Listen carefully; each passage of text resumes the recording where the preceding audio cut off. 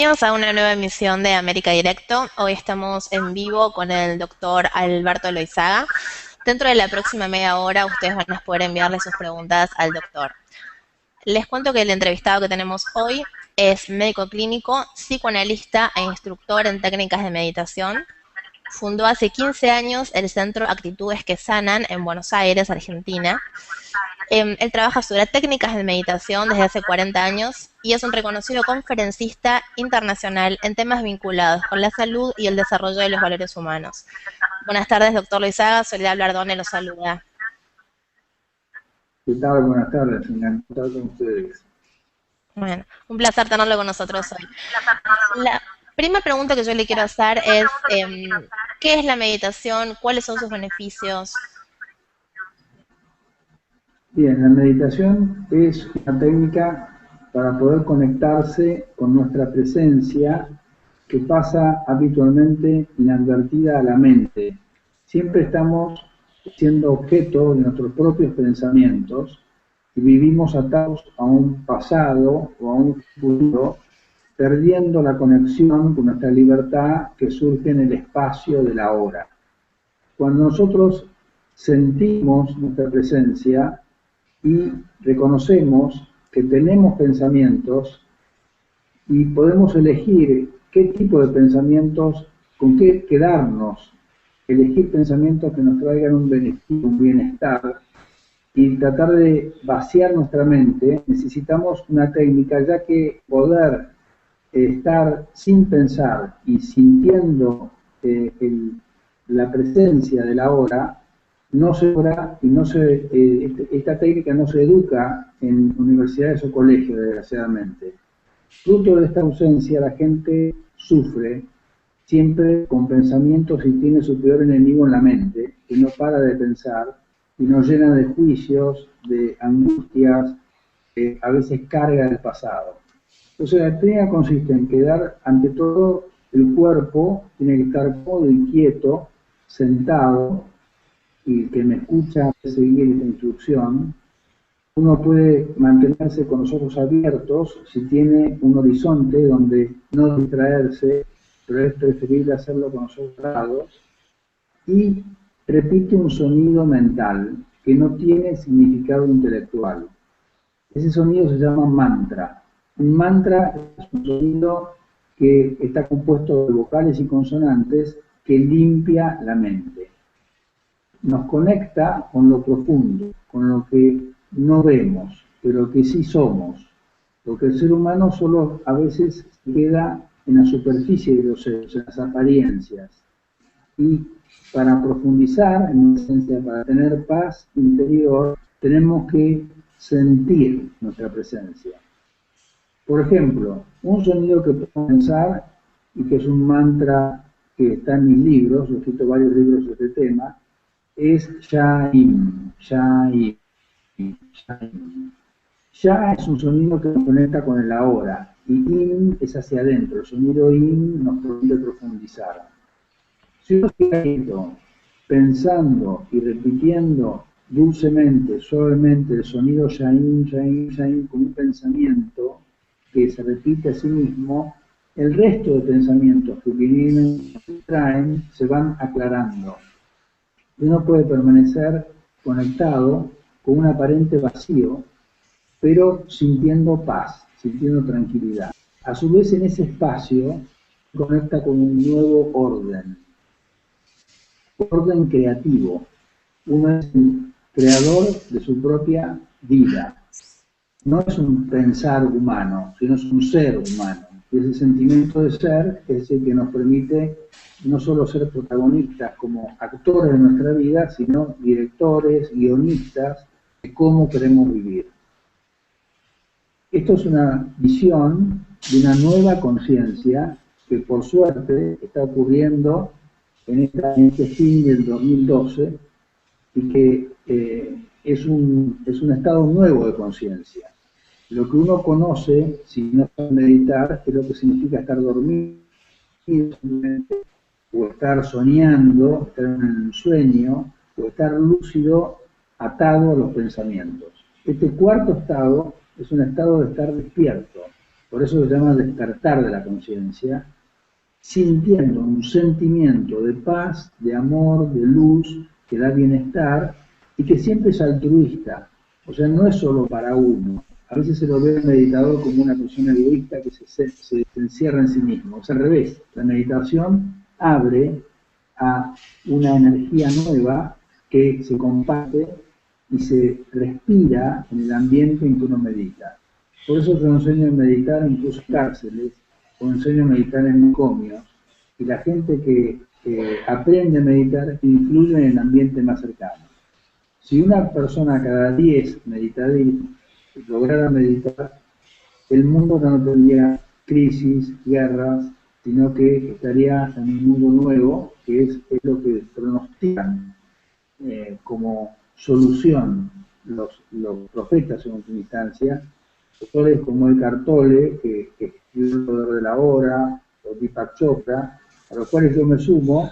Hace 40 años que vengo enseñando esto y que por suerte veo que antes era visto como algo esotérico y que hoy en día se enseña en Estados Unidos, en universidades o en empresas, se lo practica para lograr bienestar laboral. Okay. ¿Querés ampliar la pregunta? No, estamos recibiendo varias preguntas de la gente, entre ellas, por ejemplo, Sabrina desde Colombia, que le pregunta justamente si se puede meditar en cualquier lugar y desde qué edad conviene hacerlo. Se puede meditar siempre que uno pueda pensar y quedarse quieto, ya sea viajando, si uno cierra los ojos y se conecta. Se puede meditar en un baño, se puede meditar en un escritorio, o se puede meditar en un ambiente donde no tenga distracciones. La técnica que transmitimos se puede usar siempre que uno pueda estar más o menos 10 minutos quieto en un lugar, ya sea viajando o en un supermercado. A veces yo medito si mi mujer va a hacer shopping, yo me quedo sentado y me conecto con esa esencia que me da paz y disfruto de mi presencia. Y se medita desde que uno puede pensar. O sea que los niños, a partir de los 10, 11, 12 años, ya tienen capacidad para meditar. La técnica para meditar en los niños es distinta, usa distintos sonidos. Por ejemplo, el mantra de un niño sería Eng, Eng, Eng. Y los sonidos cambian de acuerdo a las edades, pero eso lo tiene que marcar el instructor de meditación. También están mis libros, o sea, en el libro Actitudes que están, que publica ahora Grijalvo, que invito incluso a la concurrencia que si quieren venir el 29, el lunes 29 a Samsung Studios, si están en Buenos Aires, en San Telmo, bueno, ahí mismo también voy a transmitir la técnica de meditación. En su libro justamente usted habla de 12 actitudes que sanan. ¿Cuáles serían estas actitudes? Esas son las mismas que cuando uno se queda quieto, sin reaccionar a los estímulos, la primera actitud que sana es descubrir que el ser humano en su propia naturaleza tiene una fuente de paz, de amor, de luz, que es la esencia. Y dice que la esencia de la conciencia humana es feliz. Lamentablemente la mente no llega a esa esencia. Y para llegar a esa esencia, el segundo principio es que uno tiene que perder los miedos. Y que perder los miedos requiere de un conocimiento.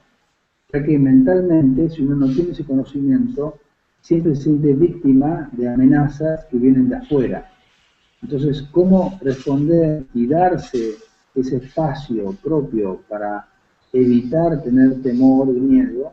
Es el tercer principio, que es darse ese conocimiento y permanecer con paz interior, no ceder lo que ocurra afuera. El cuarto principio es una llave para dejar ir las heridas que todo ser humano arrastra. O sea, porque siempre arrastramos hechos que pudieron ser mejores en nuestro pasado. Y todo ser humano siempre tiene algo malo hecho. Y el perdón es la llave de poder sanarse, tener compasión y no juzgar. De la capacidad de ver lo que une, en vez de ver lo que desune, es el sexto, y percibir la agresión como un pedido de ayuda es una capacidad que nos hace vivir en un mundo donde permanentemente a veces nos sentimos agredidos vivimos broncas, ira, y no sabemos cómo responder a esas agresiones. Salvo que uno sienta que el que nos agrede o el que no nos entiende, en realidad podemos ayudarlo. En vez de identificarnos con la bronca, con la agresión, tener un momento de reflexión, de no reaccionar y nuevamente percibir esa agresión como un pedido de ayuda. Ahí se completan los principios también con aspectos profundos que dan sentido a nuestra vida, que nuestra vida tiene un sentido y que la conexión con la conciencia humana tiene un propósito. El propósito del tiempo es poder elegir y crear una madurez de encontrar una fuente interior profunda que no cambia, que es espiritual, y que ese es el primer propósito del ser humano. Conocer que es un ser espiritual viviendo en ese terrenal. En la meditación todos esos principios se viven con la técnica. La gran pregunta es qué hacemos después de meditar, porque mucha gente medita, está con los ojos cerrados, pero sale de la meditación y vuelve al mundo reactivamente. Entonces los principios nos ayudan a mantener ese estado fuera de la meditación. Es como un backstage. Uno está en el escenario de la vida, pero a su vez tiene una fuente, tiene una plataforma, tiene un backstage que nos permite recrearnos en cada momento siendo responsables de cómo queremos vivir. Okay. Le voy a pedir si me puede hablar un poquitito más fuerte y le voy a hacer una pregunta que nos llega desde España, desde Luis Ángel, que pregunta ¿por qué cree que hay tanta literatura vinculada al autoconocimiento? ¿No hay una sobreexplotación de estas temáticas? Yo creo que la demanda sobre este conocimiento es fruto de que el ser humano ha sufrido una gran crisis evolutiva, creando un ego, creando un estar de mente. Permanentemente no somos seres humanos, sino somos pensares humanos. Vivimos en una mente fragmentada. Y solo sentimos, nos hemos olvidado que las virtudes humanas no están en el intelecto. La humildad, la compasión, la sabiduría, la paciencia, la tolerancia, el amor, son frutos de una conciencia más profunda. Entonces, no hay duda que esto no provoca explotación, provoca libertad. Enseñar que cada ser humano puede encontrar en sí mismo las llaves para ser feliz y que la felicidad nunca viene de afuera.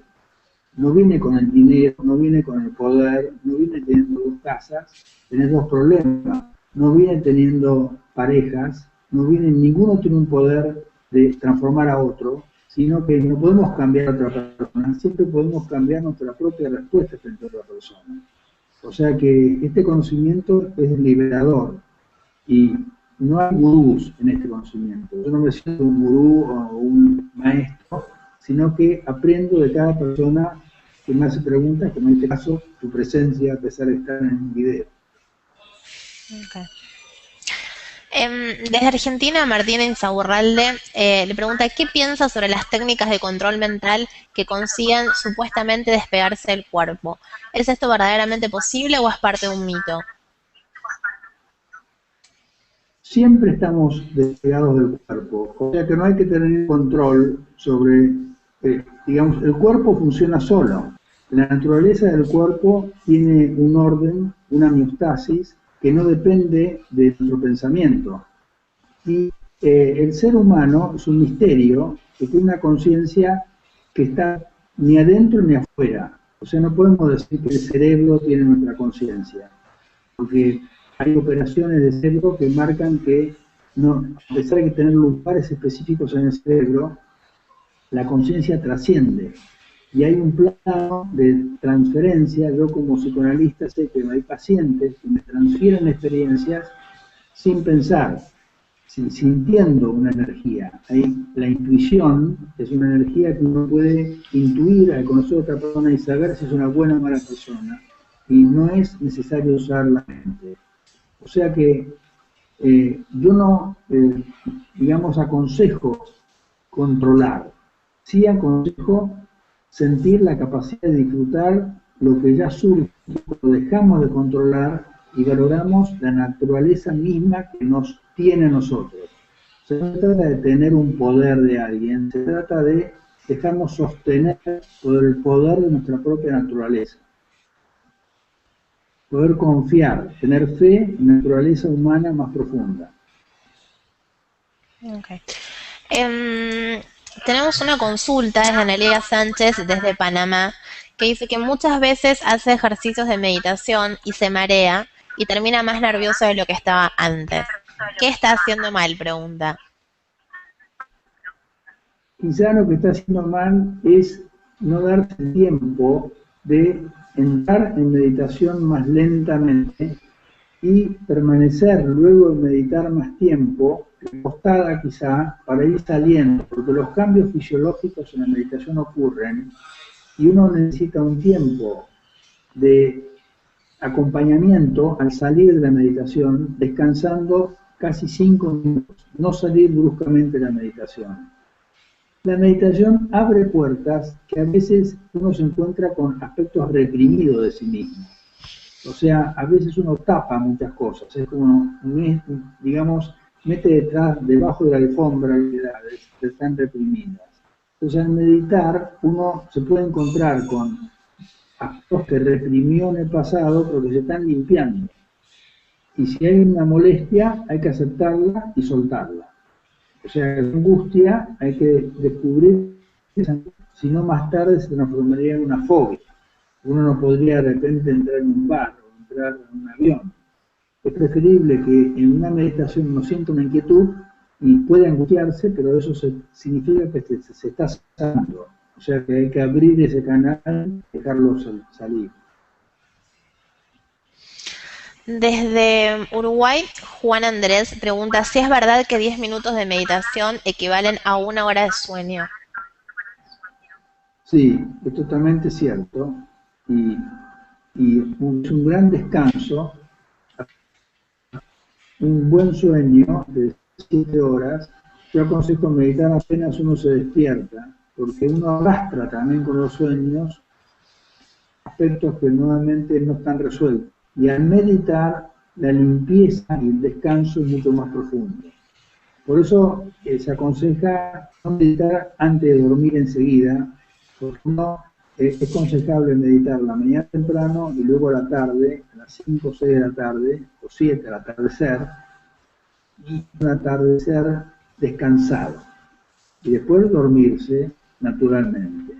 Todos los meditadores dejan de usar los hipnóticos, dejan de usar las pastillas para dormirse, porque naturalmente descansan profundamente. Ahora, esta gente que se retira a meditar, usted me dice que usted medita a veces dentro de un shopping, por ejemplo. Cierra los ojos, repite un mantra, como usted decía. ¿Hay otra manera también de meditar? ¿Solo a través de mantras? No, hay muchas, cada sentido que usamos para afuera lo podemos invertir y usar para adentro. Significa la idea más profunda, que es escucharse a sí mismo, escuchar a través del oído más fino, usar ese sentido para tener insight, para mirar hacia adentro, también nos muestra que el método que más descarga la mente es el pensamiento y el sonido de nuestros pensamientos. Por eso usamos un sonido que es el mantra, que es el más eficaz para meditar. De todas maneras, hay una técnica visual también, de tener una visión del vacío, de sostenerse sin distracciones, mirando el vacío y quedarse atento a los objetos, ir disolviendo los objetos. También hay técnicas que se usan con el gusto más fino, o sea, hay técnicas que de un sabor dulce, de néctar, que surge en la garganta y podemos conectarnos con ese sabor más fino. También usamos a veces saumerio para tener el olfato más fino. Si afinamos todos los sentidos, también llegamos a meditar, pero la técnica más eficaz, demostrada científicamente, es con el mantra. Mabel desde México pregunta si la meditación es una religión y si no lo es, ¿por qué está tan relacionado con ella? La meditación es religazón con lo esencial de uno mismo, lo mismo que la palabra religión indica. Sin embargo, no tiene más, no tiene una ideología detrás. Es una técnica de limpieza profunda que siempre es útil científicamente para sanarse, para tener paz interior. Y no es una religión instituida. A pesar que en el catolicismo hay un movimiento de meditación cristiana que hoy en día es valorado. Hay un obispo irlandés, Lawrence Freeman, que tiene un grupo de meditación. También ha habido en el hinduismo técnica de meditación surge de Oriente, clásicamente proviene del budismo, que es lo que Buda transmitió con 4 nobles verdades, que primero que el sufrimiento existe, que el sufrimiento puede cambiar yendo hacia adentro, limpiando la mente, y que la iluminación también existe, que esta plataforma de luz y de paz y de felicidad la podemos crear. O sea que se integra a diferentes religiones, pero en sí misma la técnica no es dogmática, no es ideológica, no es sectaria. En todas las religiones confluye una misma verdad, que todos los seres humanos lo que buscamos es encontrar paz, tranquilidad y algo que dé sentido a nuestra vida. Desde México también, María Eugenia pregunta si es cierto que la meditación ayuda a la gente que padece ataques de pánico. Totalmente cierto. Yo trato mucha gente que me consulta por estos ataques de pánico que se originan en la ausencia total de conexión con una verdad más profunda, con un reconocimiento de nuestra propia presencia. El ataque de pánico surge del miedo, justamente, que provoca el sinsentido, la ausencia de un rasgo unario, de un sentimiento de unión con un sentimiento de paz. Es la pérdida de sí mismo. Eso genera pánico, genera no siempre. Y es un aviso justamente para cambiar, para tratar de crear ese conocimiento que te permite reconocer. Y se sana totalmente con técnicas de meditación. Desde Paraguay, ahora nos preguntan cuánto tiempo lleva meditar bien y en cuánto se ven los beneficios. El beneficio ocurre desde la primera meditación, con un instructor que acompaña y que indica el procedimiento, y es conveniente siempre la práctica regular de 2 veces por día, y en poco tiempo, pocas semanas, uno es el cambio. Ocurre que a veces uno quiere aprender la técnica y una vez que la sabe, es que ya está listo. Y no es así. O sea, la práctica es una manera de vivir conectado con una vivencia profunda que yo hace 40 años que medito y sigo meditando. A pesar de que la experiencia deja una impregnación en el estado natural de la mente, donde uno vive mucho más en paz, vive tranquilo, disfruta su trabajo, disfruta cuando maneja, disfruta bien la naturaleza, disfruta todo el tiempo. O sea que la Organización Mundial de la Salud dice que la salud es poder gozar la vida. Desde mi humilde experiencia, yo comencé a gozar mi vida meditando y sigo meditando. ¿Y cómo fue que usted se orientó o se inició en el mundo de la meditación? ¿Qué lo llevó a eso? Yo en los años 67, yo tengo 66 años, y cumplí 16 años, hace 50 años, estaba en un colegio en Inglaterra, que ahora este año, en junio, voy a visitarlo después de 50 años, que se llama Concord College, y en el colegio escuché los Beatles cantando las canciones que inspiraban a Mahesh Yogi, que fue quien trajo la meditación trascendental a Occidente, y justo tuve la suerte de conocerlo personalmente. Después vino a Buenos Aires varias veces y fui instructor de la técnica de meditación, y a partir de eso viajé 6 veces a la India a estudiar en universidades de meditación como Brahma Kumaris, o en otras universidades. Estuve en Salava, que era un gran maestro que falleció, porque también transmitía la técnica de meditación, con Osho, estuve en Rishikesh, de vuelta con diferentes maestros. Entonces lo que yo transmito es una técnica que surge de una investigación profunda en el transcurso de mi vida. Ok. Desde Chile, Susana dice, ¿por qué siendo la meditación una práctica tan antigua y tan beneficiosa, recién ahora parece estar en pleno auge? Yo pienso porque estamos en una gran crisis y la crisis es cambio. Y por suerte Jesús también transmitió hace más de 2000 años el Padre Nuestro. Y sin embargo nadie puede vivir, nadie puede sentir el cielo en la tierra. O sea que parecería que el ser humano tiene que vivir un purgatorio, tiene que atravesar grandes crisis de sufrimiento para recién reconocer que podemos sentirnos en paz y sentir el cielo en nuestra propia conciencia. Y la razón por la cual eh, no cambiamos, cada uno debe preguntárselo a sí mismo. O sea que cada ser humano tiene que tener una respuesta diferente para eso, porque la tendencia humana actual es a ser muy masoquista, a no disfrutar la vida, a creer que la vida es sufrimiento, es una lucha permanente, estar en el ataque, la defensiva. Y sin embargo, lo que queremos señalarle es que si cada uno de nosotros pone una semillita de cambio, el mundo va a poder sobrevivir a esta crisis. Si no, el mundo va a seguir igual, pero la raza humana va a desaparecer, porque lo que estamos siempre no es horrible, el enemigo está cerca, o vivir con miedo que es autodestructivo. El doctor Loizaga, ha sido un placer haberlo tenido con nosotros hoy.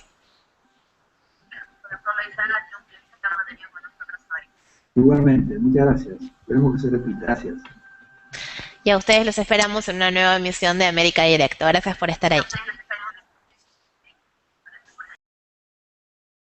Pensamientos que nos traigan un beneficio, un bienestar, y tratar de vaciar nuestra mente, necesitamos una técnica, ya que poder estar sin pensar y sintiendo la presencia de la hora no se logra y no se, esta técnica no se educa en universidades o colegios, desgraciadamente.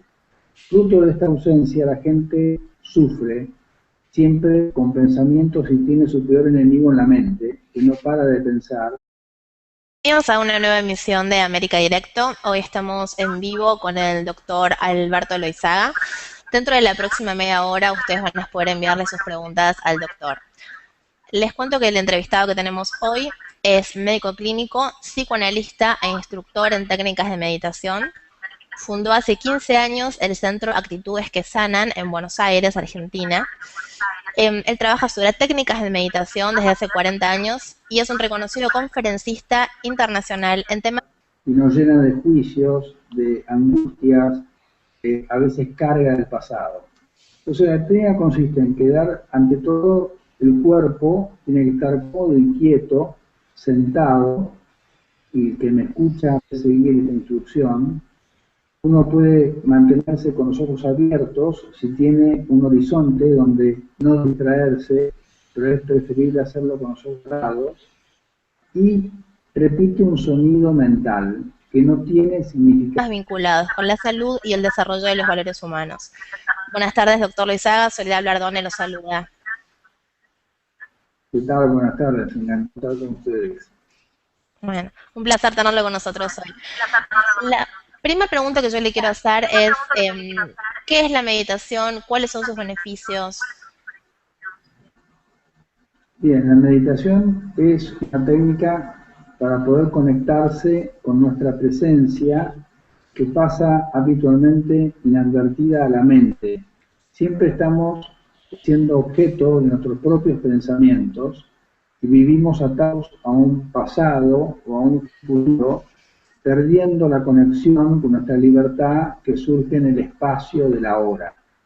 Cuando nosotros sentimos nuestra presencia y reconocemos que tenemos pensamientos y podemos elegir qué tipo de pensamientos, con qué quedarnos, elegir